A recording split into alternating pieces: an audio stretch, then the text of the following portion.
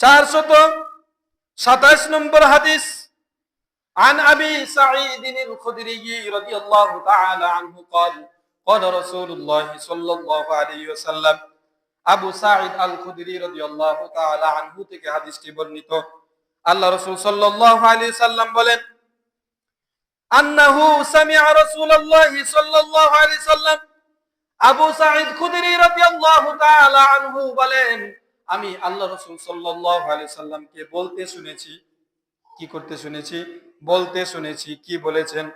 আল্লাহ রাসূল সাল্লাল্লাহু আলাইহি সাল্লাম বলেছেন, আলা আদুল্লুকুম, সাহাবায়ে কেরামদেরকে বলতেছেন, ও আমার সাহাবায়ে কেরামরা, তোমাদেরকে কি আমি এমন একটা আমল শিখিয়ে দেব না, যেই আমল করলে তিনটা ফায়দা হবে। যে আমল করলে আল্লাহ তাআলা তোমার গুনাহগুলো পরিষ্কার করে দিবে, পরিচ্ছন্ন করে তোমাকে পবিত্র বানায় দিবে। সাহাবায়ে কেরামরা বলতেছেন, ইয়া রাসূলুল্লাহ, ইয়া হাবিবাল্লাহ, অবশ্যই আমরা সেই কি করতে চাই, ওই আমলটা করতে চাই। আল্লাহ রাসূল সাল্লাল্লাহু আলাইহি সাল্লাম বলেন, তোমরা ইসবাগিল উযু, তোমরা পরিপূর্ণভাবে ওযু করো। কি করো? পরিপূর্ণভাবে ওযু করো। আর কি করো? ওয়া কাসরাতুল খুতা ইলাল মাসাজিদ, মসজিদের ধার দিয়ে, মসজিদের কাছ দিয়ে ঘন ঘন যাতায়াত করো।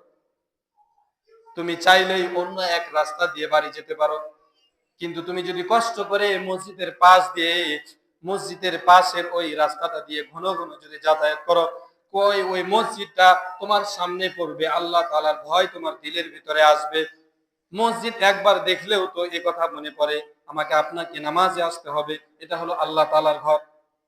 হ্যাঁ, এতটুকু মাথাতে আসে না যখন আমরা মসজিদ দেখি, এটা মসজিদ আল্লাহ তাআলার ঘর।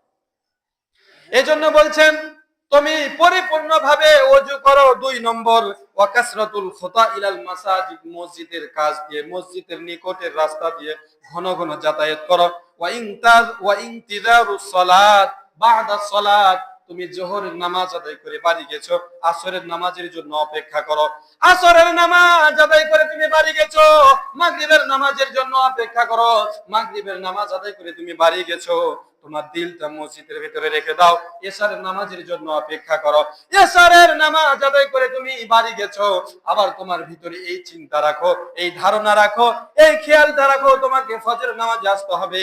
কেউ যদি এই তিনটা কাজ করতে পারে, আল্লাহ তাআলা বলছেন, মা ইউকাফিরুল্লাহু বিহিল খাতা, আল্লাহ তাআলা তার জীবনের সমস্ত গুনাহ খাতাগুলো মাফ করে দিবেন। শুধু তাই নয়, ওয়ায়াজিদু বিহি ফিল হাসানাত, ওই তিনটা কাজ করার দ্বারা যে নেকিগুলো হবে, ওই নেকিগুলো আরো বেশি বৃদ্ধি করে বাড়ায় দিবে।